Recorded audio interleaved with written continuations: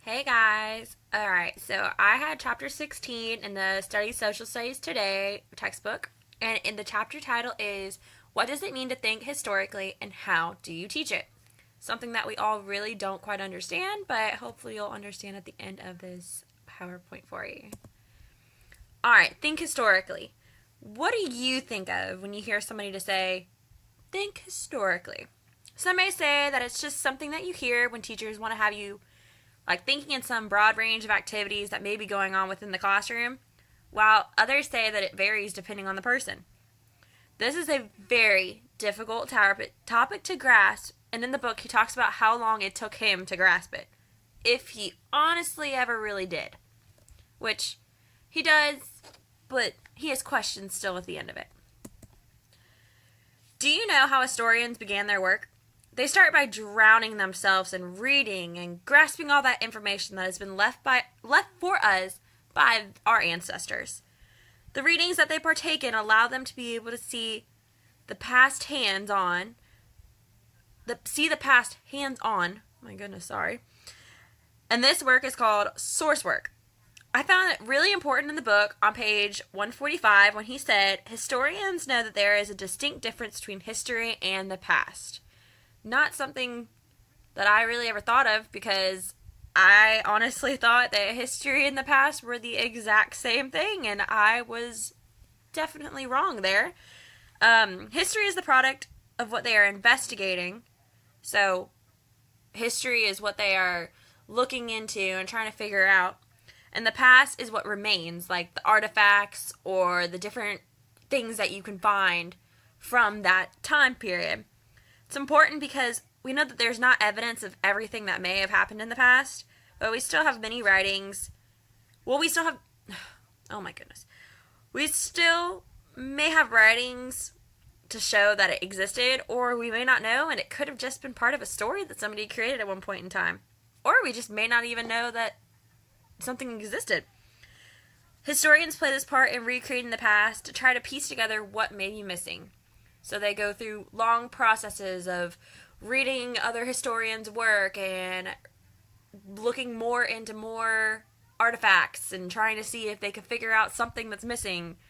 But sometimes they do, and sometimes they never really figure it out. So assessing sources. Assessing sources takes a lot of time, and Whoa. Sorry. Just got my train of thought completely gone. It takes a while to complete it. It takes a very long time to do so. There are 4 acts that are related to assessing sources. The first is identification, which means that you have to be able to identify what type of source it is. So who created the source, if it's a biography, an autobiography, if it's something to do with somebody or has to do with like the world or things like that. Next is attribution, which means figuring out if the source is used for a specific purpose or not.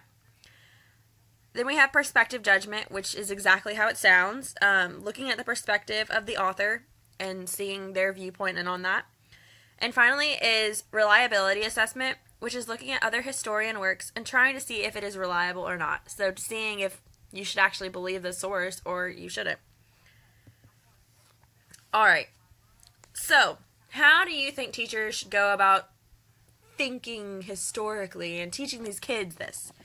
So when learning to think historically, some teachers won't even try it out with their students because they think it's too complex or they're just incapable of handling it. They're just children. They don't understand. But on page 146 in the book, they give the information saying that children as old as 7 can begin to do source work, which proved that the teachers were wrong. Teachers always think that they know what's best for their kids and all, but studies show things, and we soon find out that we're wrong sometimes, and you have to accept that you're going to be wrong, and you're going to learn more things from that. So students can think historically, and they need to do it. I'll tell you ways that you need to go about this. So, hold on, let me make sure. All right, students or adults they typically view the sources as how the book says decontextualized, disembodied, and authorless sources. Like, they're pointless, you don't need them, it's just extra. That's how some people see it. But they just don't see it, they don't deem it as important to them. But when students begin to use source work, they begin to learn from these past and they tell stories about them.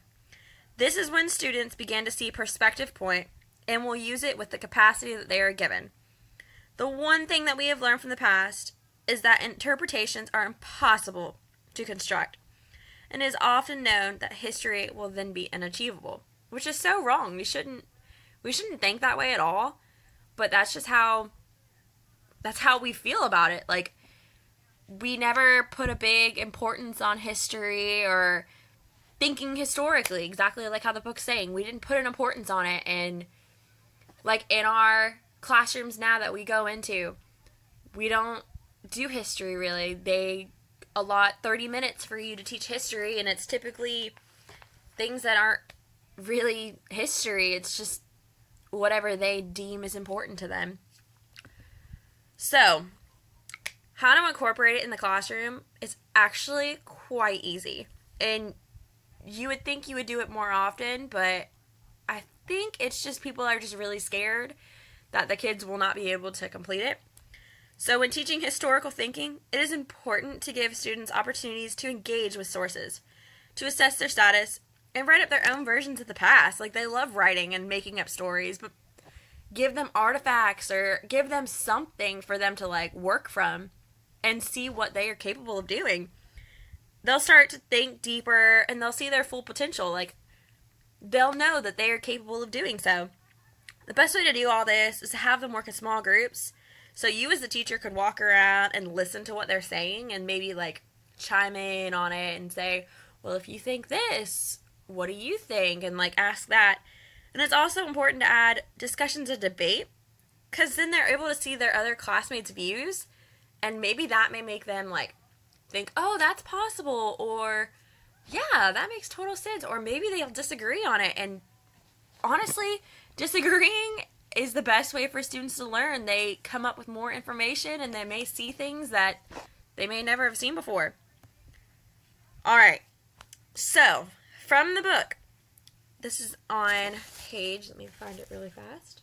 This is on page 149, and it is the last paragraph, and I found it so super important that I kind of like shortened it a little bit. So from the book, they say the historical thinkers are informed, educated, thoughtful, critical readers, know good arguments, and engage their world by trying to understand it. That is so important, and we need our future children to be able to like think historically. We need to teach them, like, we need them to know about we need them to know the difference between history and past, because I'm 21 years old and I just learned that today. That is insane, and I think that easily we could teach this to our children and make them great historical thinkers. Thanks, y'all.